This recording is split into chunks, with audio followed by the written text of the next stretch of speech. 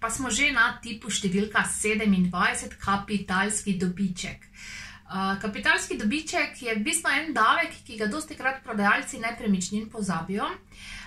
In sicer se plačuje 27,5% na razliko med nabavno in prodajno vrednostjo nepremičnine.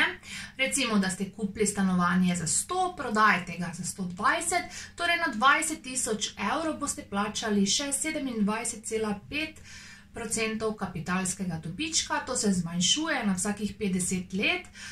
Po 20 letih potem ste seveda tega davka oproščeni, ali pa v primeru, da ste zadnja 3 leta na nepremičnini prijavljeni, torej ste lastnik in prijavljeni na nepremičnini, imate v bistvu stalno prebivališče. Okrog kapitalskega dobička še ena zadeva, lahko ga zmanjšujete z stroški vzdrževanja oziroma investicijami. Za vse to morate pa seveda priložiti račune. To je čisto na kratko o kapitalskem dobičku.